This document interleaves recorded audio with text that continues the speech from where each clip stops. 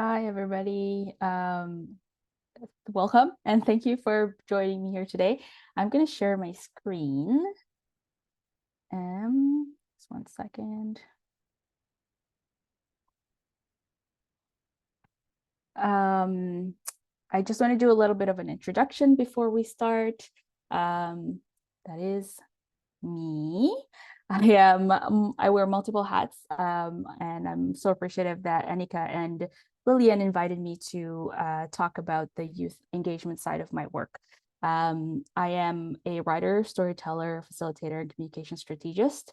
And I've lived in New Brunswick for over 14 years now. I'm based in Moncton. A lot of my work centers around empowering young people, especially immigrant, refugee, and racialized youth in Canada, as well as underserved youth in my home country of Indonesia.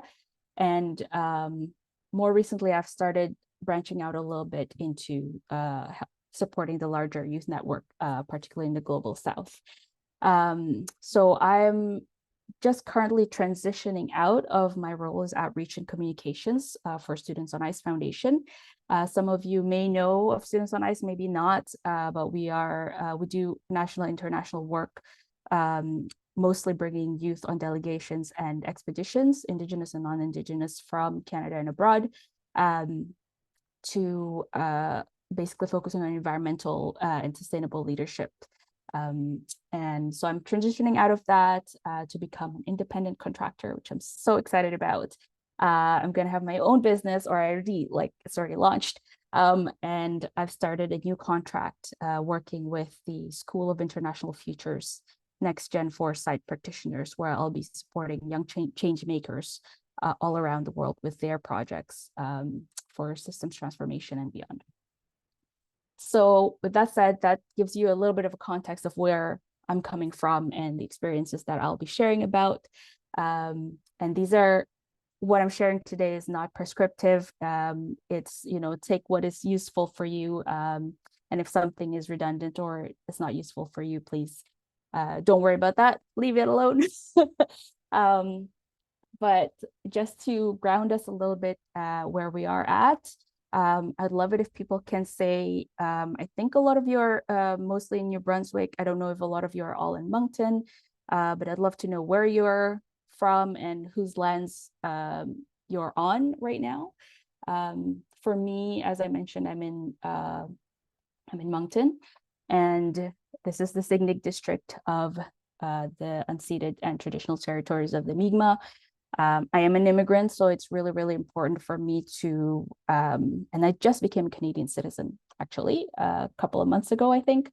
So it's really important for me to remember this responsibility to move the needle forward for reconciliation, especially on us settlers, and also support Indigenous sovereignty going forward. And I'd really love to invite you all to reflect on your role in reconciliation and your relationship to the land as well.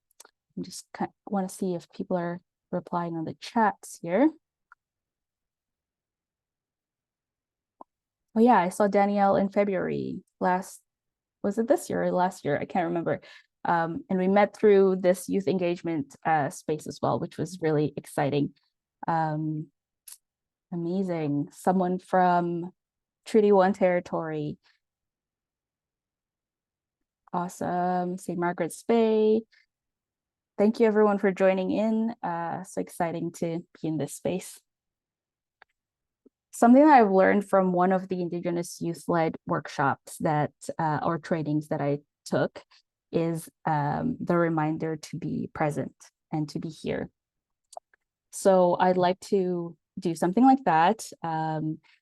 And just to remind us all that, our days are different, our capacities are different. So if you wanted to turn off your camera, even though I'd love to see your faces, please feel free to do so. If you need to sit on the floor while you're listening to this, or, write your questions instead of speaking up, that's totally up to you.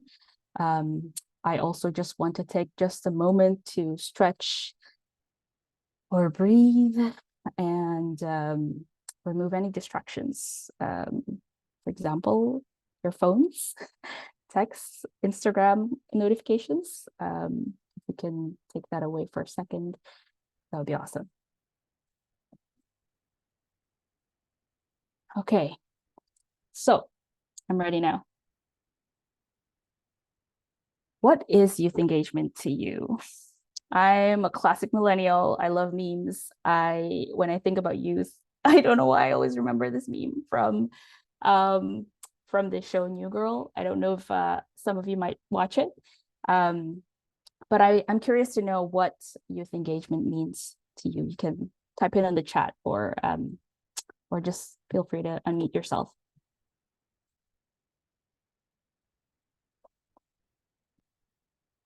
Maybe it's a word or two that pops up. Being relevant and sincere. Relevant and sincere. That's awesome.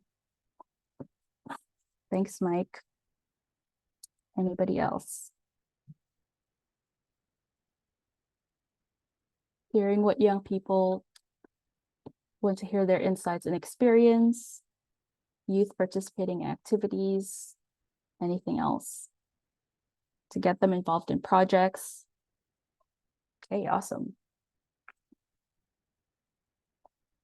So as we know, different generations, different contexts, different language. I actually sometimes struggle with this. My youngest sister and her boyfriend are Gen Zs, and then they're in Toronto. So they would tell me these things that I'm just like, what does clutch mean? And I feel so old sometimes, but that's okay because I also have my own lingo with my friends. But I do want to do a little bit of a guessing game, if that's okay with everybody. Again, you can chat it or you can just feel free to unmute yourself. I want to know if we all know what these things mean. It's just 3 questions. And I have like, what do you call it? You can choose one of the 3 answers. First thing is, bro, that's fire.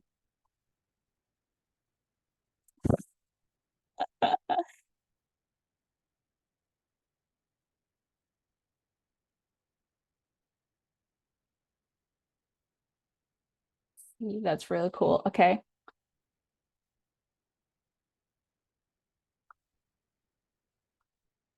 So nothing is burning. Okay, good. We're all on the same page. Fire means cool. Okay, awesome. The second one is, okay, I used to read this as ikikik. I don't know if anybody else read it as that. And I thought it wasn't what I thought it was. If you know, you know, okay.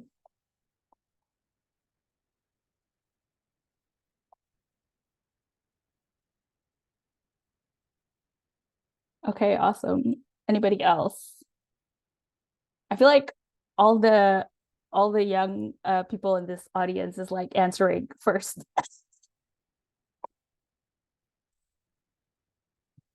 I had so much fun trying to come up with what this might mean. So I was like, in your kayak, you're king. I'm like, what else?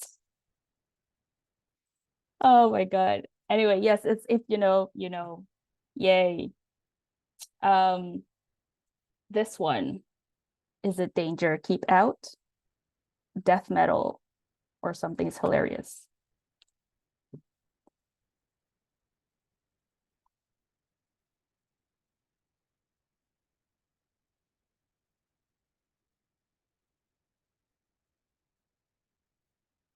Yes, Chris. That's right. Okay, so great. We're so updated on today's language. Um, somebody just learned this one recently. Yes, Mike. Me too. I thought it was danger, like don't touch this, or and then somebody had to teach me that as well. And then I had to teach my boss that. And now she's like overboard with emojis. Sometimes it's like things that we don't use. We're like, why? But this is the fun of like having intergenerational spaces and intergenerational workspaces as well. I think we can have fun with it. So one of the things that the reason that I wanted to show you some of these emojis, some of these abbreviations and things, like they change so fast, but also there's something I'm going to touch on is appropriate language for different age groups and different contexts as well. So some of the key things that I think that I've observed from my work in successful programs for young people are age appropriateness, meaningful engagement, and safety. So age appropriateness is knowing your audience. As we know, different, like, 13 to 15-year-olds have different needs than 18 to 20-year-olds or 25 to 30-year-olds. And these days, like when people say youth or youth programs, it covers sometimes a wide range of age groups, and they don't all need or want the same things. And then there's also the cultural or regional context of who youth are. So for example, in some communities, 22-year-olds are already parents. Sometimes they're 19-year-olds, they're already parents. Some 18-year-olds are hustling already and working 3 jobs to, help with their families. The slang and social media preferences are different for different age groups. So it's really important to stay up to date and kind of understand those contexts as much as there are broad generational trends. There's also context to each individual's lives. And appropriate language to age, to values, to cultural or regional context is also really key. And it's why it's really important to understand our audience. And you can tell I come from a communications background when I say know your audience. The second thing is meaningful participation. What do we mean by meaningful participation? So from my experience, activities and resources that are interactive, participatory, they're impactful in that sense, where youth are not tokenized. A lot of those are the kind of activities and resources that people want to use. A lot of the times, what I've seen is like youth are sometimes tokenized, especially in those decision-making tables or discussion tables. There's that one youth, and everybody, like when it comes to the youth question, everybody's just looking at this one, 20-year-old kid or like 18-year-old at the table, and they don't represent everybody. So it's really important that that they're not tokenized.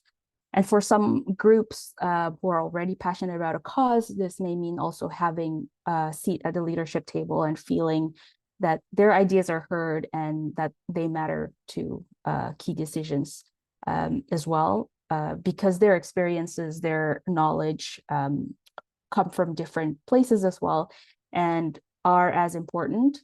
So it's really, really helpful to have that really, truly intergenerational spaces in to make meaningful engagement for young people as well.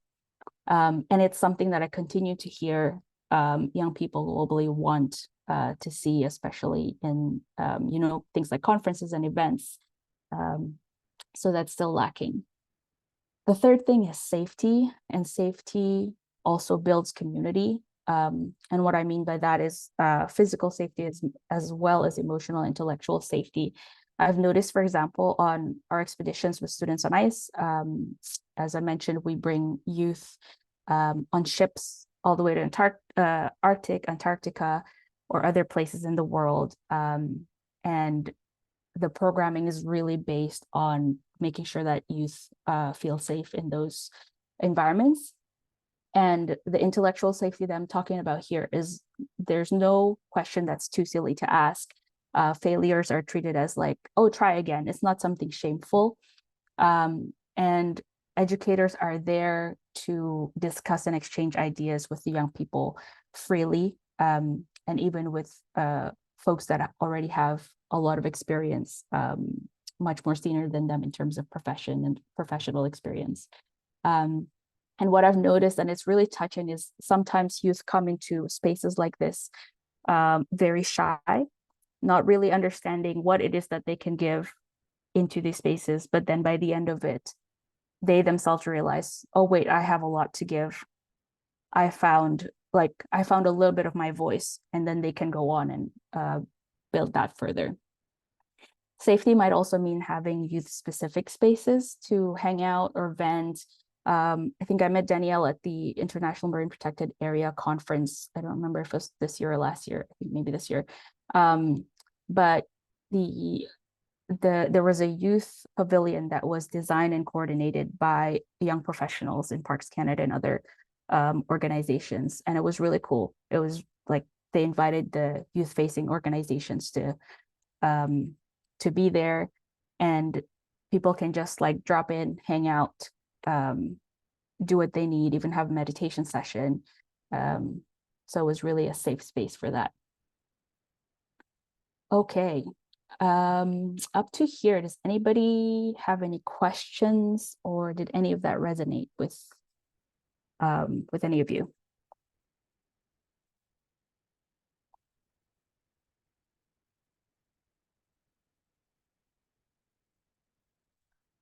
Let me check the chat just in case. Oh, my Zoom thing just disappeared. My Zoom bar. No questions in the chat currently. Okay, awesome. Thank you. So we can move on.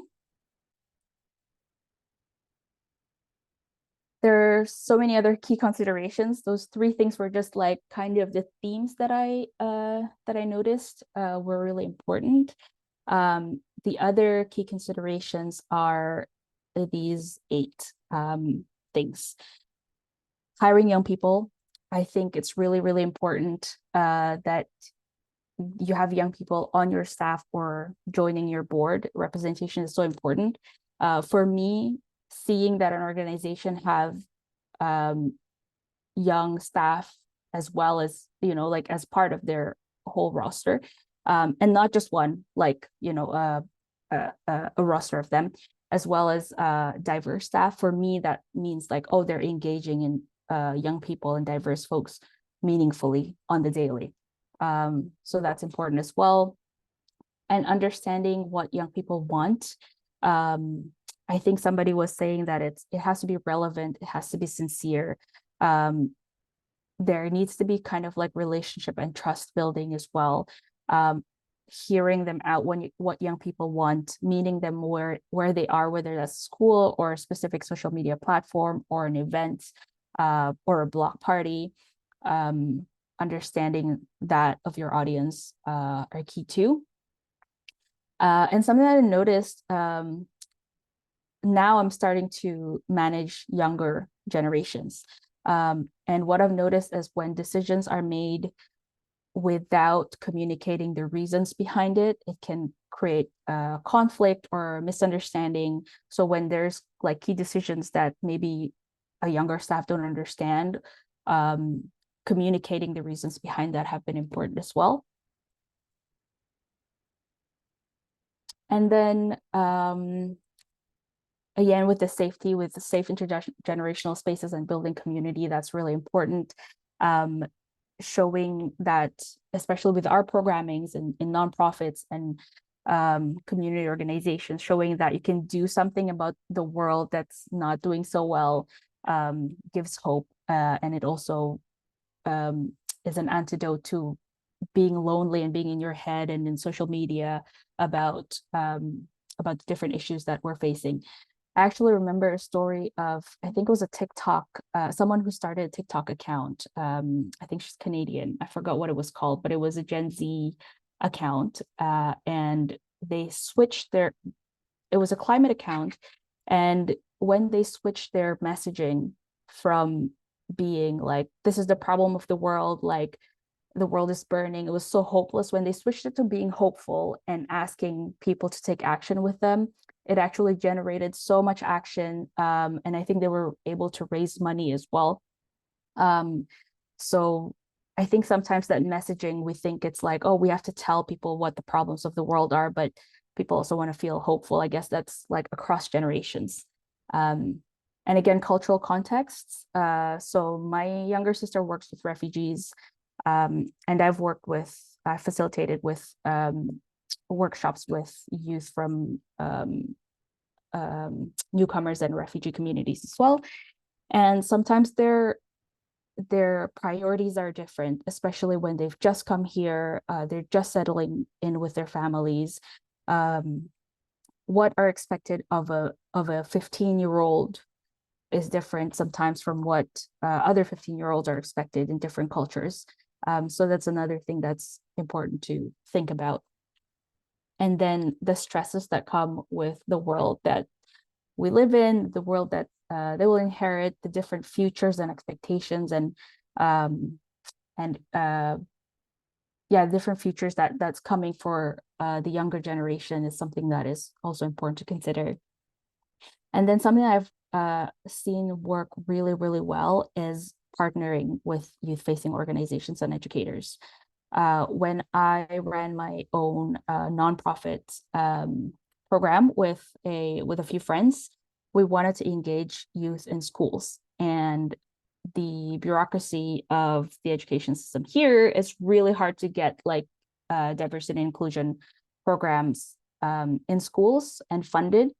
So we teamed up with teachers directly, and they were the ones who invited us to their classrooms. We had fun, and we tailored the program to the age group. So 6-year-olds might not understand what the heck equity and diversity and inclusion is, but they would understand when they see how their friends are, dance differently, how they say hello differently, like starting that appreciation young of the richness of diversity in our communities. So that's my messages. Those are the things that I've observed. Again, these are not prescriptive, but just wanted to share some of the things that I've seen worked. And I'd like to start some discussions. I want to know more about your organizations, your work, what has worked, what's missing, what are you hoping to change to move forward. Maybe we can just open up the floor, unmute yourself. If anybody have any questions.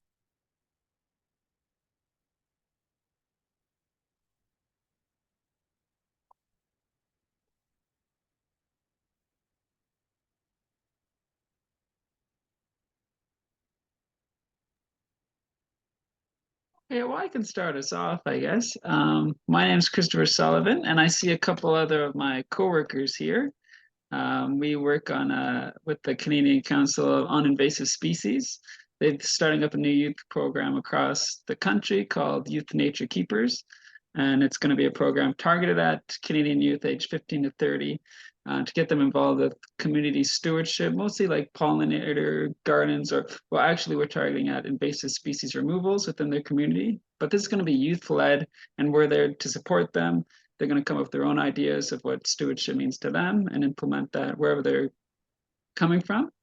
So it's a new program, and currently we're focusing on recruitment. And maybe something I wanted to hopefully take out of this webinar would be trying to recruit more rural youth. I know I'm in New Brunswick, so we have the major cities, Moncton, St. John, Fredericton. I have, contacts and ways to engage with organizations and youth groups in these areas, but the more rural areas I'm kind of struggling with.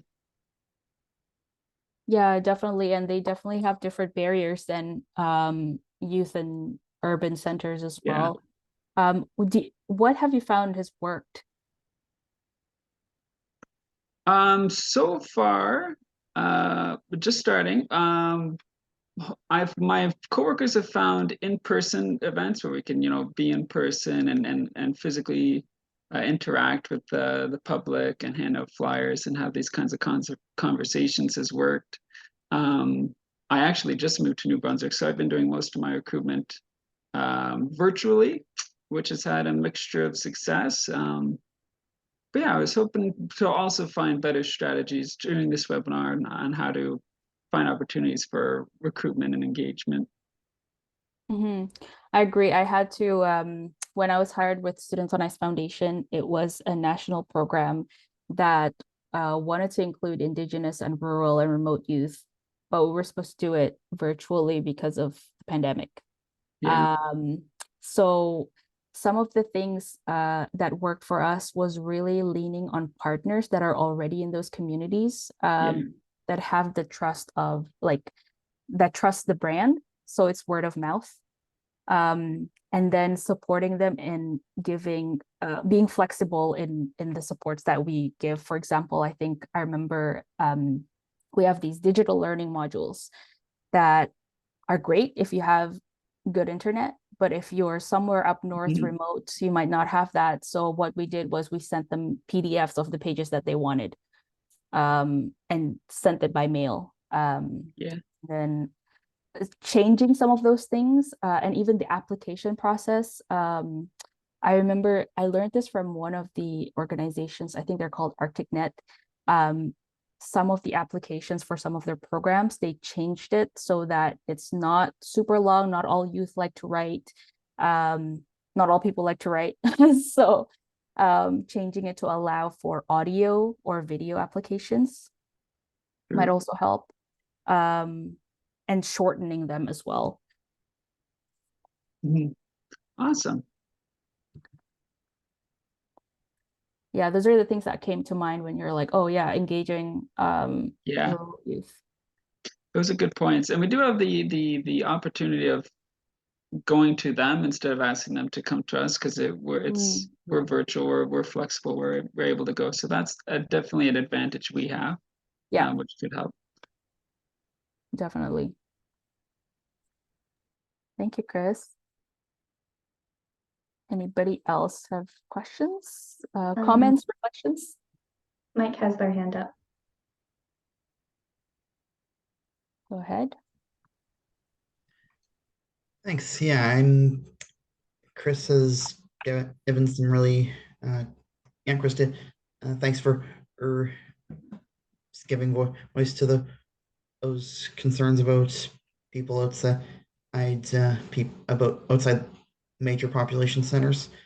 I I have a more general whole concern with respect to just whether or they how to stay engaged and on top, how to be on top of people before or they officially join an organization. How are we supposed to get that's people to join if they express interest but then go silent for a spell? And Mhm. how are we going to what's the best way to say, is there a better way than just say as every so often and saying, hi, this is a friendly reminder, or that we'd love we'd love to have you on board? And what's the and what may it be? Yeah, thank you so much for the question. It is difficult to keep people engaged, and especially when our program or activity might be like one of 100 things that they have on their plate. I think something that has worked that I've seen is Chris, I think, mentioned being there, doing something in person. But if it's possible to do it virtually too, is kind of outreach and engagement activities. Maybe that's a webinar, or that maybe that's just a catch up. Like, for example, one of the groups that I tried to work with that was really difficult to find time with was employers. And they're always busy. And so what we would do is like, it depends on, again, your audience. If it's, for example, for us employers, we know that we can probably get 20 minutes of their time, sign them up at that moment, so that they don't forget. And then try to, sometimes meetings rather than emails help. Sometimes phone calls also help rather than emails. I find that it also helps with the more person-to-person relationship.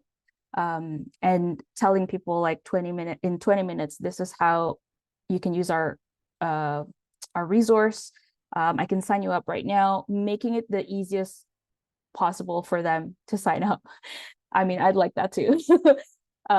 So yeah, I think that's something that I've seen has worked in my experience.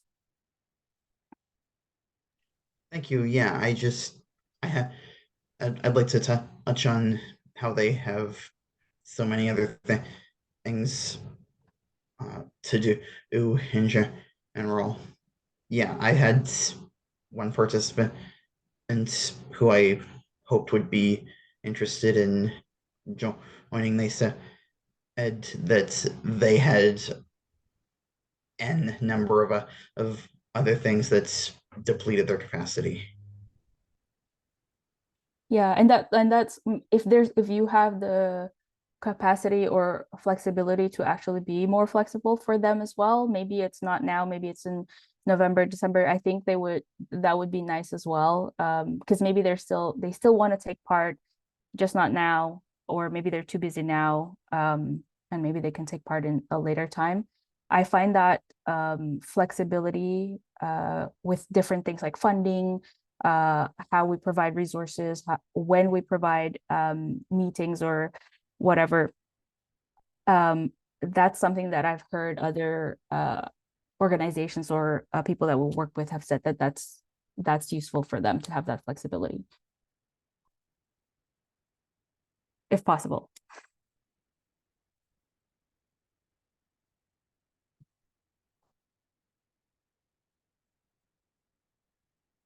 Anything else? Anybody else?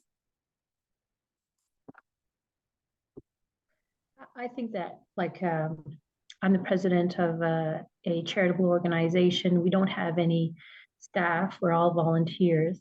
Yeah. And I find that we're all pretty well, our youngest member is 22 years old. So, the range of age is 22 to, well into their 70s. But I tried to get my sons involved, and they did come, or at least one of them. He has definitely a strong environmental interest, but when he came to the meeting, he felt like he had nothing to contribute. He's like, well, you guys seem to have it all figured out. So I think it's like they don't necessarily see, that they can contribute. And I was saying to him, like, I'd love to have more young people, teenagers in our group, and you do have something to contribute. And and being his mom, I thought that he would feel encouraged by that. But I think it's hard to be the only teenager there. And that's my question, I guess, is like, how do you make it so that they're not intimidated by a bunch of older people sitting there around the room? And I mean, the 22-year-old, he's very new. So that's, up till then, we were all like 30 years and over. Yeah. I think creating maybe a youth specific program just for engaging the youth. And I know it's hard sometimes with capacity too, right? Like you said, most people are volunteers in the organization. But if there's more than one youth, if there's like a group, it will be easier for other young people to also take part. And then, are the activities interactive? Are the activities fun? Is it that interactive piece sometimes is really important too. It can be just making something, and it might not get to the discussion level yet, but engaging them from that beginning of like, come make something, and this is, for youth, and then engage them from there. And then the other thing is like also the messaging around the activities. What does the organization do, and how is the messaging kind of tailored or curated for youth? Sometimes organizations and even businesses might be, the messaging is too convoluted, or it doesn't feel resonant to the youth, so they wouldn't even think about it. So that's another thing that to consider as well from a communications perspective.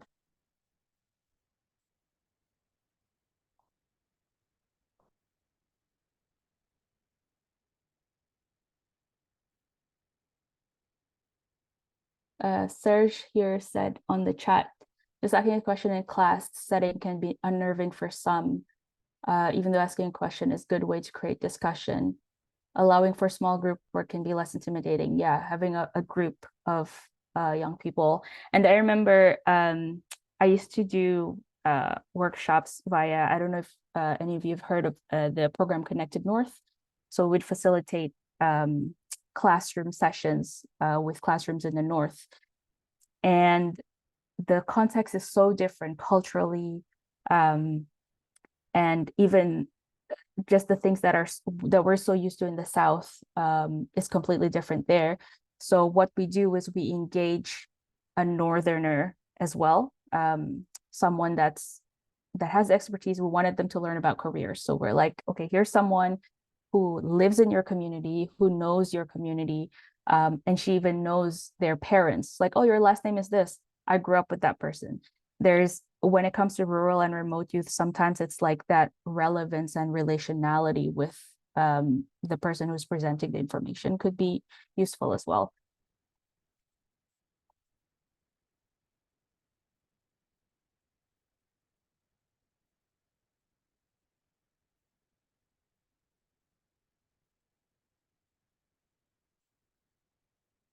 Anybody else?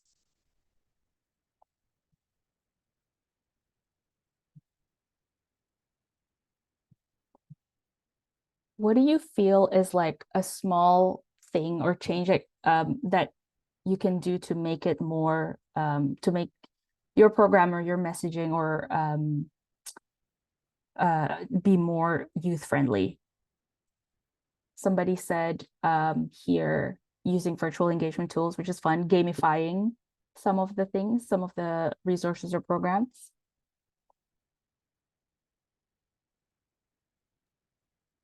The timing of events as well.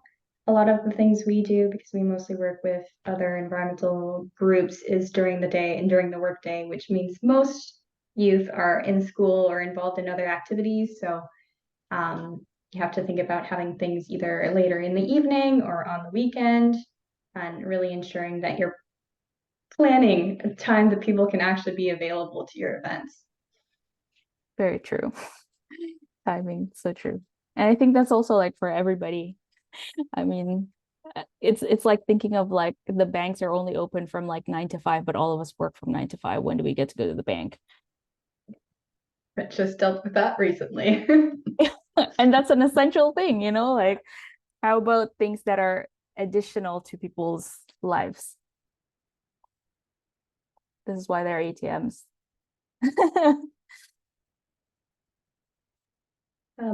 We do a lot of youth engagement, though in the last few years, what our youth engagement has looked like has been less active, mostly due to the pandemic, and our usual way of connecting with youth was through groups that were already existing, because we mostly work with groups themselves. And with the pandemic, a lot of the youth groups were just not meeting, or teachers were already overwhelmed in schools and didn't have the capacity to sort of do the sort of organizing work that's needed for these groups to happen. But recently, we were able to start back up our youth collaborative and youth caucus, and they've been meeting monthly since, I say monthly, it's been like 2 months, since August. And they're already talking about what they want to learn and where they want to see this collaborative going. And just as a heads up to everyone who's here on this call, this hasn't gone out yet, so you're getting a sneak peek. We have a networking event planned for November 6th, so they can get to meet some of the environmental groups in the province and know about what's happening out there. Awesome. I didn't see who was speaking. Sorry. Was that It's Anika. Anika? Okay. Yeah. Awesome. November 6th. Yay. Sounds like things are going well for your youth engagement. What were the things that particularly helped if you don't mind me asking? Yeah, well, to be honest, the thing that helped the most was that we got funding to actually have one person do youth engagement. A lot of us were doing sort of youth engagement on the side of our desk, all trying to do our bits and pieces, but having a person that can actually be focused on it, especially given that in a youth caucus that has certain age limits, so 16 to 24, people cycle out of that. So you perpetually need to be renewing relationships if you want that sort of collaborative to live. Yeah, that's awesome. Congrats on the funding. Thank you. It's not a fun answer, but it's a true answer. Totally. Funding makes all the difference.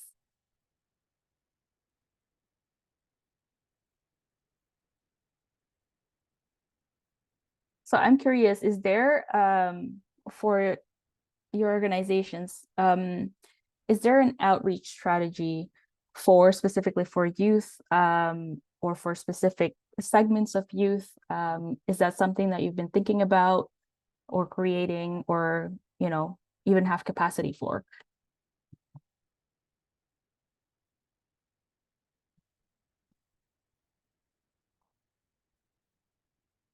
And Nicole's like, no, we're all volunteers. Anybody got time for that? Could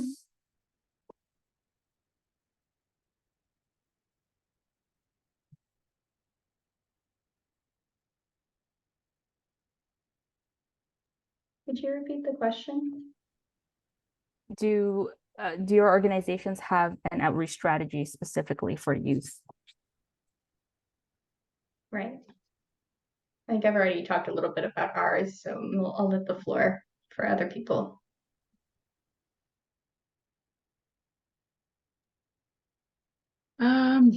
It's kind of just for our organization, it's kind of just on us, and we have different kinds of strategies. We've been putting on ads on volunteer boards, for example. There's Fredericton has one. And then also, what was the one? Mike, was it Good Work? Is that the one? It's like a job board, but you could also post volunteer opportunities. So these kind of virtual outreach strategies, I think, has had more access in Ontario than other places. And yeah, like you said, connecting with organizations who maybe already have a youth network that we could reach out to, schools and things like that, and even university professors. And yeah, maybe taking part in in-person things like festivals, setting up a booth at a festival, for example. There's one in Moncton coming up that I might have a booth at. Good Cool. Work What is festival? about environmental jobs and volunteer opportunities specifically. Oh, cool. Okay.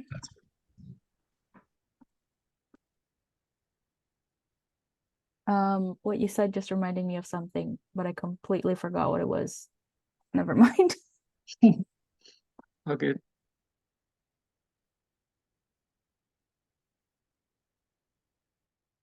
Oh my God. I just blanked. Okay. Okay, that's cool. Oh yeah, I wanted to ask, like, so in your work, where do you find I don't know if you've looked into this very much yet, but I'm sure you have a little bit. Where are the youth? Where are they congregating? Where are they hanging out, like online or offline? I feel like online is the best space to reach youth. They're already online, a lot of the chunk of the day, and they're all very savvy at navigating online spaces. So I think that might be the best place. Yeah, I'm still early on the recruitment, so I'm not super successful at that. Maybe other people can respond to this.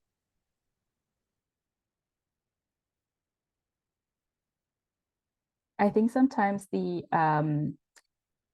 if you do have one or two people who are doing communications and social media, the alignment of the content strategy and the outreach strategy is sometimes quite important because the content on social media or other platforms can continue to engage people as in between programs. And it can be as simple as a live Q&A on Instagram, or Ask Me Anythings and things like that, on topics that they might be interested in.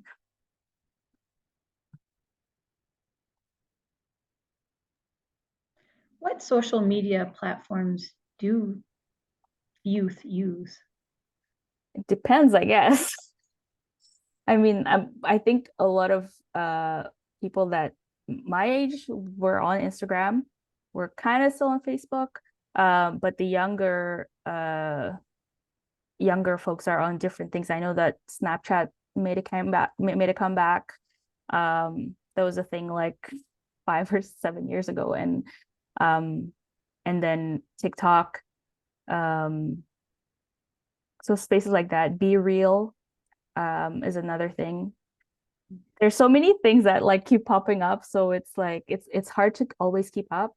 But you don't need to be in all the platforms to reach young people. If you're in at least one where they are at, I think it'll be useful.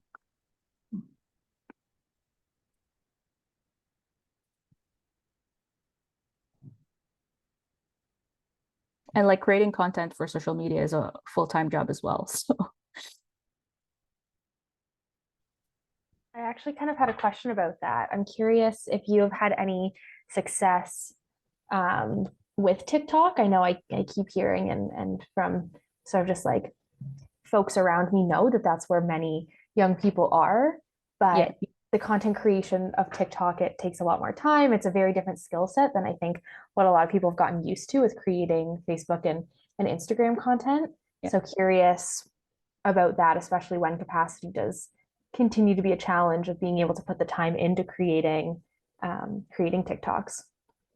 To be honest, I've never worked in an organization that has capacity to do TikTok. It is too much work. They would usually outsource it. It's basically a whole production of like videos and things that are fun, and sometimes it doesn't always fit within these rigid structures of what can be said and what cannot be said as an organization like that looks professional. And I've had that push and pull within organizations that I work for as well, where like, we have to go on TikTok. If we're a youth organization, we have to go on TikTok. Or can we make these fun reels on Instagram? And then they're like, nah, it's not, it's like it's too risky for the brand or whatever. And you're like, but it's fun, and you want to promote this, and you want to give off that fun vibe as well. So it's always like a balance between like brand and outreach and content and capacity. For sure. And I think it's really clear with like TikTok and with Reels that content we're creating for other social media platforms doesn't direct translate into TikTok. You can't just take images and put it to music and call it a TikTok. It's not the same content that's resonating with people. So it's a very different means of creating those different engagement pieces. Yeah, totally. And I think something I've learned too is as much as we're engaging online, in-person engagement is still so important. That's where actual actual impact sometimes really happens, when it's person to person.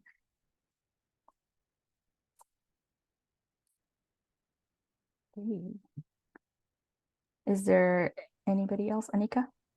Yeah, I was just thinking about some of the things that we do, sort of in the same vein of having meetings in the evening, just removing barriers to youth being able to even attend those meetings. So budgeting, if you're planning a project, budgeting some money to help people travel and help with accommodations and things like that is especially helpful in ensuring participation. It just reminded me, yes. I remember organizations didn't used to give honorariums, for example, for young people when they're speaking or doing something with the organization. But now it's more of a norm as well, because it's still work. There's prep to it and all that. And then just reminded me that I remember I was recruiting for something, and then I asked my younger sister, I was like, hey, you work with a lot of, refugee youth, like, we need more representation, like, can you connect us? And then she's like, well, are you going to give them money for taking part in this? Are they going to get a certification that will help with their career? Because otherwise it's not worth it for them, because they're busy with their families and working, and what is the incentive of doing this? They're probably already busy taking care of their younger siblings and all that. So that's another consideration as well when incentivizing some of the things that we have capacity to incentivize. And mobility, yeah, so true, Danielle.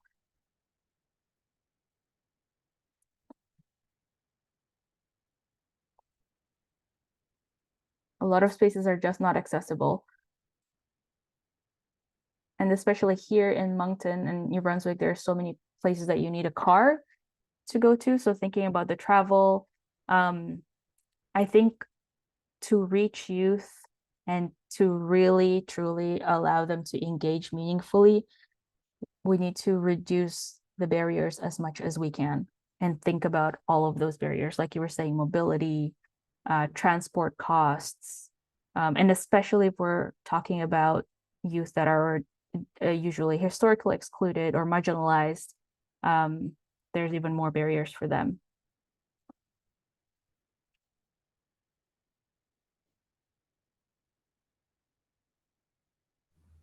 Hi, Inda. Just a curious question. My name is actually Raisa. I'm with the Canadian Council team on invasive species. On that point about engaging other, mostly international, I would say, students or people that are not originally from here, has there been any incentive that have worked in the past? Because myself, I'm an international student, and volunteering wasn't mostly something that would appeal to me since I would have work and other things to do. So yeah, wondering if anything has been successful from your side on that point. Yeah, I mean, I was also an international student, Raisa. Yeah. Hey. Yeah. And I totally understand. Yeah, it's like we already have studies and we already have work. Like, why, Yeah, other than paying, what else could work in that case? Yeah, I think certifications because as an international student, a lot of times people want to like work in Canada afterwards, right? And having some certifications or like hours of volunteer hours that can be recorded that is useful for your resume. Or maybe it's like a key networking piece as well. That could be useful for your employment in the future. That's something useful as well. I don't know for you, you're an international student. What do you think would be useful for you? Yeah, I mean, mostly as the first one you said, it would come, it would be like, are we getting paid, or at least transport to the place? But actually, with our program, the Youth Nature Keepers will be recording hours, so they'll be getting certifications at the end. Awesome. But there is also a time requisite required from for the youth, like they have to participate a certain amount, which can also be a lot, seeing that they have a lot on their plate going on at the same time. So certification definitely, I think, is a big part, but I was just wondering if there's anything else additional to that. Myself, as an international student, I don't know. Those are the primary two things that I will be looking at. But yeah, I've been struggling with seeing other things we can promote to have more people engaged. Something that I've seen too is like a draw for like a Spotify, what do you call it? Subscription for a whole year. Okay. Something like that. So it doesn't have to be like paying everybody. But giving a gift or like a Spotify subscription or a Netflix subscription for a year. Yeah, Cool. actually, yeah, that's a good idea. Thank you. Yeah. I mean, I never win any of those draws, but it's Yeah. it's a thought that I could. Yeah, definitely. Yeah, that's a great question on how to engage. Thank you for the insights as well. Mike says, I thought about promoting knowledge of provincial geography and connections with other people. Yeah, sometimes it depends on your audience. If your audience cares about, I'm feeling lonely and I want to build community, then that message is important for them. If it's like, if your audience is like a busy group and needs extra incentive, whether it's money or certifications, like they need to know that their time is worth something, then the messaging is kind of different. So it really depends on your audience again. We have 2 minutes left. Is there any last questions, comments?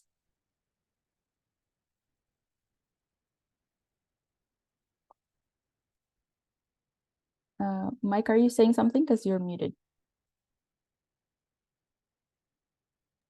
It wasn't important.